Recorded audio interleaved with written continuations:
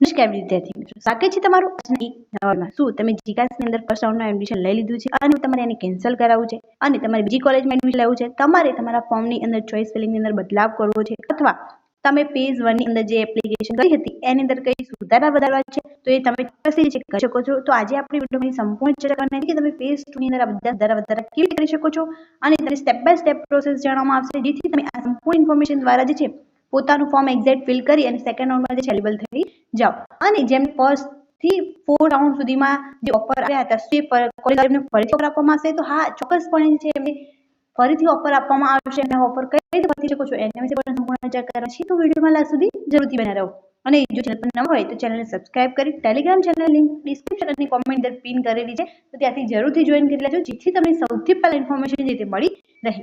તો હવે શરૂ કરીએ આજનો આ વિડીયો। તો સૌથી પહેલા આપણે જે જીકાસની ઓફિશિયલ વેબસાઇટ છે ત્યાં આવી ચૂક્યા છે। ત્યારબાદ તમને એ સ્ટુડન્ટ લોગિન ઓપ્શન જોવા મળી રહ્યો હશે, તો તમારે એ સ્ટુડન્ટ લોગિન જે છે કરી દેવાનું રહે છે।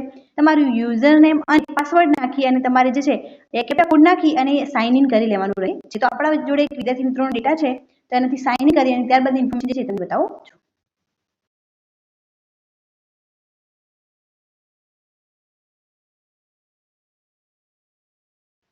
જેવું તમે લોગિન કરી લેશો એવું તમને અહીંયા બધી જ ઇન્ફોર્મેશન જે છે જોવા મળી રહી છે। એની અંદર તમને એક ઇન્ફોર્મેશન જોવા મળી રહી હશે કે એપ્લિકેશન સ્ટેટસ સબમિટેડ અને અહીંયા લોક બતાવી રહ્યા હશે। જેમને એડમિશન કન્ફર્મ કરાવી દીધું છે એમને અહીંયા લોક જેવું જે છે ઓપ્શન જોવા મળી જશે। હવે તમારે જે છે તમારી એપ્લિકેશન રીઓપન કરવી છે, તમારે એડમિશન કેન્સલ કરાવવું છે, તો સૌથી પહેલા તમારે જે છે એ આ ઓપ્શનને અનલોક કરવાનું રહે છે। તમે જેવું અહીંયા ક્લિક કરશો એટલે તમને જે છે એક ઓટીપી તમારા મોબાઈલ નંબર ઉપર આવશે, જે નાખી અને તમારે અહીંયાથી આ એપ્લિકેશન જે છે એ ક્લિક કરી અને આને અનલોક કરવાનું રહે છે। જેવું અનલોક કરશો એવું તમારું ફોર્મ જે છે આખું ઓપન થઈ જશે। એની અંદર તમે બધા ચેન્જીસ જે છે એ કરી શકો છો। અને તમે જો નવી કોલેજમાં એડમિશન લેવા માંગતા હોય તો તમારે સૌથી પહેલા એડમિશન કેન્સલ કરાવવાનું રહેશે ઓલ્ડ કોલેજની અંદર। તો એક એડમિશન તમે ક્યાંથી કેન્સલ કરાવી શકો છો, જેવો અહીંયા અનલોક કરશો એવું તમને ઓફર બતાવવામાં આવી રહેશે। અહીંયા તમને જેવો ઓફર આપવામાં આવે છે, તમે કોલેજની અંદર જે એડમિશન ઓફર આવે છે તે અહીંયા બતાવવામાં આવશે। ત્યારબાદ તમે જે એડમિશન કન્ફર્મ કર્યું હશે, જે વિદ્યાર્થી મિત્રોએ ઓલરેડી કન્ફર્મ કરી દીધું છે એમને અહીંયા બધી જ ઇન્ફોર્મેશન બતાવી રહ્યા છે અને લાસ્ટમાં એક ઓપ્શન બતાવી રહ્યા છે કે કેન્સલ એડમિશન। તો તમે એ ત્યાં કેન્સલ એડમિશન ઉપર ક્લિક કરી અને એક ઓટીપી નાખીને તમારું એડમિશન કેન્સલ કરાવી શકો છો। ત્યારબાદ તમે જે છે ફરીથી બધી જ ચોઇસ ફિલિંગ જે છે જોવા મળી જશે। તમારી ફરીથી ચોઇસ ફિલિંગ તમે કરી શકો છો અને તમે જે છે 5મા રાઉન્ડ માટે ફરીથી એલિજિબલ થઈ જાઓ છો।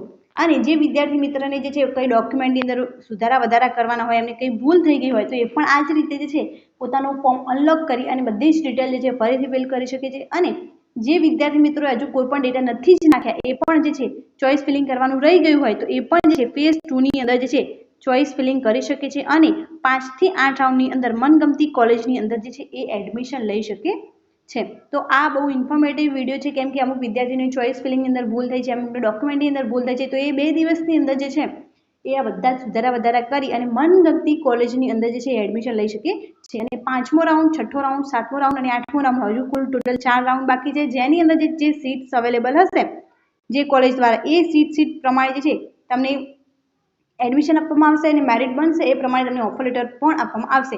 અને 1 થી 4 રાઉન્ડની અંદર જે તમને ઓફર આપવામાં આવ્યા હતા કોલેજીસ દ્વારા એ તમને ફરીથી આપવામાં આવી શકે છે, કેમ કે તમારી ચોઇસ ફિલિંગ છે એ રિસ્ટોર કરી દેવામાં આવશે અને તમને ફરીથી એ કોલેજીસ દ્વારા ઓફર લેટર આપવામાં આવશે। તો તમે જે ફર્સ્ટ રાઉન્ડમાં, સેકન્ડ રાઉન્ડમાં, થર્ડ રાઉન્ડમાં, ફોર્થ રાઉન્ડમાં જે રિજેક્ટ કર્યા છે અને તમને એવું લાગે છે કે હવે તમને મનગમતી કોલેજમાં નહીં મળે, પરંતુ તમારે સેકન્ડ, થર્ડ ચોઇસની અંદર જવું પડશે, તમે ચોક્કસપણે જે છે એમના એડમિશન ઓફર કન્ફર્મ કરી શકો છો। તો આ વિડીયોને વધુથી વધુ શેર કરો, જેથી તમામ વિદ્યાર્થી મિત્રોને આની ઇન્ફોર્મેશન મળી રહે।